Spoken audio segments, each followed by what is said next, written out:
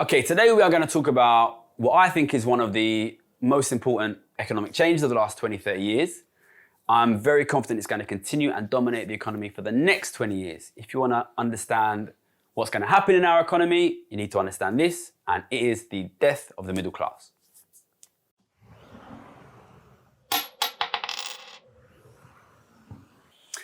Okay, so what do I mean when I say the death of the middle class? Well, the first thing is we need to define what we mean by the middle class. This is a term that different people mean differently. For the purpose of this video, when I talk about the middle class, what I mean is people who are not rich but have some ownership of wealth. So in this country, it basically means anyone who owns their own property, essentially. So the UK has a reputation for being a very unequal country, but in reality, if we compare it to all of the countries across the world, and also what the UK was like for most of its history, it is actually a relatively equal country. And what I mean when I say that is, this country still has today a relatively broad property owning middle class. What that means is most people own the property that they live in, which means they do have some level of wealth, even if they're not super rich. So let's talk a little bit about the wealth distribution, first of all. In this country, property, residential property, is still quite broadly owned. A lot of people own their own property. Once we start looking at commercial property, financial wealth, debt, then we start seeing almost all of that wealth is owned by richer people and increasingly the very rich. But residential property has some level of broad ownership. So what that means is we do have a broad property owning middle class. And that is true in the US, and it is true in Australia, in Japan, and in most of Western Europe. There is a broad property owning middle class. Now, what you need to understand is that is not really normal either internationally or across history. So if you go to look at most of Latin America or most of Africa or many places in Asia, what you have is very unequal countries where most people do not own much wealth at all. You have a very large poor group and a small, very rich group, and you do not have this broad property owning middle class like we have here. That's also true if you look throughout history, right? So before the Second World Wars, in the early 20th century, in the 19th century, in the Industrial Revolution, what you had in this country was different to what you have now. So at this point in time, most people own, or their family owns, the property that they live in. It's decreasing over time, but still most do. Whereas if you were to look in the 1900s, the vast majority of people here in London, the vast majority were renting, very few people owned their own home, and there was not broad wealth ownership. So this broad property owning middle class, you need to understand that even though it has been normal for the last 50, 60 years, it is not normal either across the world or throughout the history of capitalism. And if anything, the last 70 years have been very special historically in the sense that we have had this broad property owning middle class here in the US, in Australia, and in Europe. And I think one big thing that has dominated the economy over the last 20 years and will definitely dominate it going forward is that middle class is slowly dying. And what I mean by that is the middle class is losing their assets. And that is happening in two ways. One, the direct loss of the assets themselves. So in this country, asset ownership by non-rich people is almost always in the form of property. If you look at younger people, their rate of property ownership is collapsing. So the number one way which the middle class dies, loses their assets, is direct loss of property. And the second way is increased debt, which means ordinary people have to go deeper into debt to fund their lifestyles. But increasingly, if you want to own a property, the only way to do that is to take out enormous amounts of debt. Now this, in my opinion, is really dominated the economy, especially since 2008.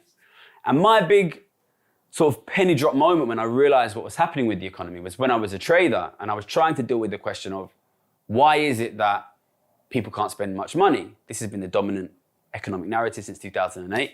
And when I looked into the situation of ordinary families and also of governments, what I saw was ordinary families were losing their wealth over time. You can see this in the form of decreased property ownership rates. And also governments were losing their wealth. You can see this in the form of governments falling deeper and deeper into debt. So that has created a situation where we have economic weakness because families and governments can't spend because they're losing their wealth over time. Now, when we consider this loss of wealth of the middle class, in many ways, what we are seeing is the mirror image of something which I have spoken about a lot already on this channel, which is the rapid growth and snowballing of wealth of the very rich.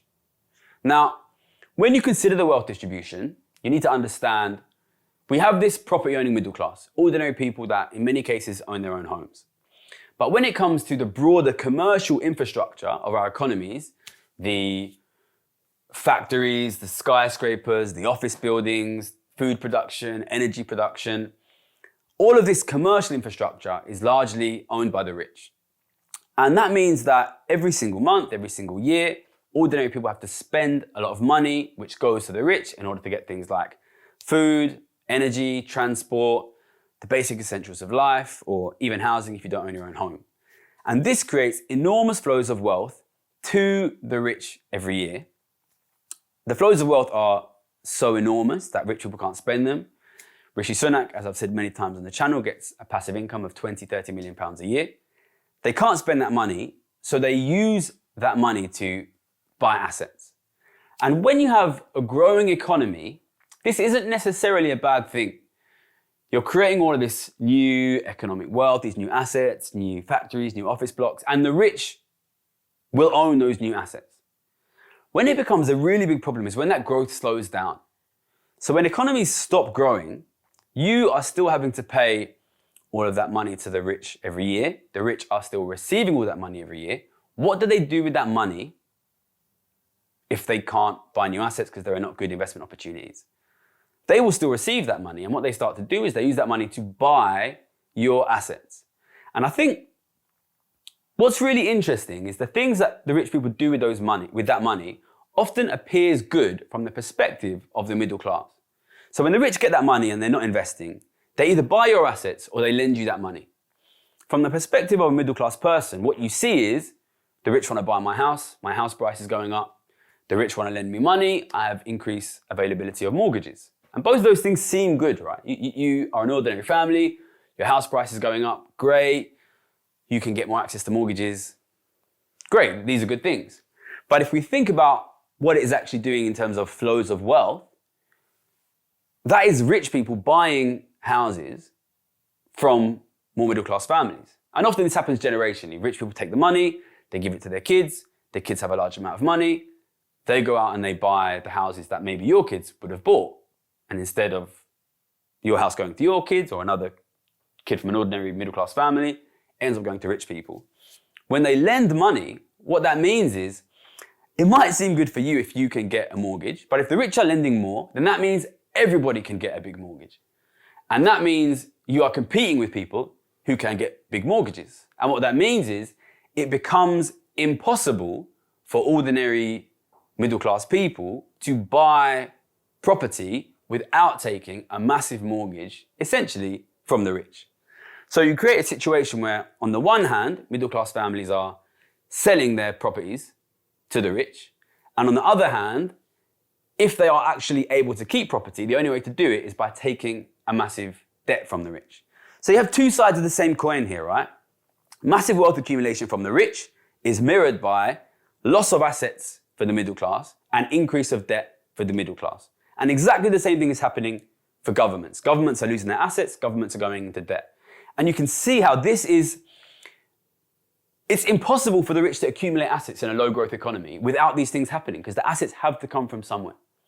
And what you see is loss of assets for middle class, loss of assets for government, growth of debt for the middle class, growth of debt for the government. It's important to realize that when the rich lend poor people money to buy assets, essentially what's happening is the rich are buying the assets through the poor. If I lend you £500,000 and use that £500,000 to buy a house, you still have to pay me interest every year. And it's very similar to you paying rent. So the lending really is just the flip side of the rich buying the asset. It's another way for the rich to buy the assets. So in both cases, the rich are gaining the assets, the middle class are losing those assets. And over time, we lose that property owning middle class. And we also lose that property owning and stable government. Once this starts going, it is essentially inevitable it will continue, right? Because once the middle class start to lose their assets, then there are more people who don't own property and have to rent. Once they start to fall heavily into debt, then they have to pay large amounts of interest every year. This means bigger flows of money from the middle class to the rich, which the rich can then use to buy the rest of their assets, which means it starts a spiral which builds up momentum over time. And this is why it is pretty much inevitable that the middle class will significantly lose their assets over the next 20, 30, 40 years. And of all my economic predictions, I think this is the one that I'm most confident about, that we will lose that property-owning middle class over the next 34 years. So what does that mean? What does that mean? Well, fortunately, if we want to know what economies without property-owning middle classes look like, it's really easy to see that because the world is full of them. You can go to Brazil, you can go to South Africa, you can go to Russia, you can go to India, and you can see what economies look like when you do not have a property-owning middle class. So for the last 70 years, we have had a property-owning middle class in Europe, in the US, and it has led to a situation where we have had broadly high standard of living. Not for everyone, there has always been poverty, but it has been unusual, if we compare to most of history, in the percentage of people who live decent quality lives. If you look at countries without those property-owning middle classes, what do they look like? They look like small, super wealthy elites and very, very large, essentially very poor people. Very often they're forced to live in very squalid housing, on the outskirts of cities, they work for very low wages. And that is because when you lose your property-owning middle class, what you also lose is your customer base. The basis of the wealth of Western economies in the last 70 years is you have a big middle class, you have a lot of customers. And what that means is even if you are not middle class, even if you are poor, you have a lot of customers. So you can get a decent wage because there's a lot of people competing for your labor, basically. But once you lose that middle class, then you move to a situation where workers are also significantly disadvantaged. And I think it's really interesting to go and sort of look at cities like Johannesburg or Sao Paulo or Mumbai. And what you see is, because there's so few customers, the poor are then forced to cluster into the big cities because it's the only way to get work, because that's where the rich people are essentially, and that's the only place you can get your money from. And I think it's interesting that we're kind of seeing slowly at first the same thing happening here in London, which is London is significantly increasing in size. It's seeing an influx of poor people from within the country, from without the country. They're trying to get accommodation in the big city because it's the only place where they can get a decent job. And it's kind of leading to a slumification of the outskirts of the city. Where I grew up in Ilford, which is one of the cheapest places to live in London, you've seen a massive increase in density. You've seen a massive decrease in the average quality of housing. And essentially, it's becoming a slum. And this is what happens when you lose your middle class. If you don't have a middle class society, you have a rich and poor society. And if you don't have a middle class society, you don't need middle class housing. What you need is rich housing and poor housing. And increasingly, that is what we will see. So it will lead to a situation of very small, wealthy elite and basically really, really broad poverty. And I don't want that to happen. That's why I made this channel. And it will happen. It will happen for the simple reason that if you take two groups of people, a large middle class and a small rich elite, and you constantly pump wealth from the middle class to the super rich elite, and you don't pump anything back in the other direction, it is inevitable that over time, this group will lose their wealth. You know, if I take 2 buckets of water and I constantly pour water from one into the other, eventually it will run out of water. And this will inevitably happen. And you can easily see that when you look at the flows of wealth between the middle class and the rich. The middle class will eventually disappear. And we can see what that looks like. You know, go and look at what countries are like without a middle class.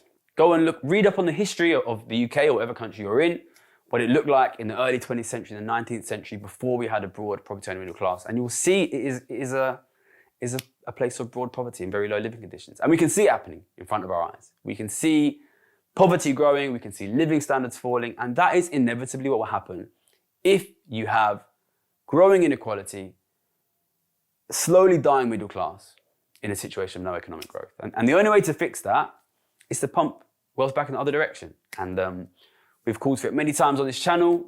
We need higher tax on rich people. It is the only way to support the middle class. If your wealth is being pumped out of your communities, out of your families, towards the very rich, nothing is pumped back. Eventually you'll have nothing left. So Please support us in campaigning for higher tax on the rich, because if we don't do it, it will mean poverty for the rest of us. And yeah, it's important. So yeah, tax the rich more and support the channel. Thanks for your time. Money currently is flowing from the government to the rich, leaving the government with big piles of debt and the rich with big piles of money. There is one other thing they can do with that massive amount of income. They can buy your mum's house.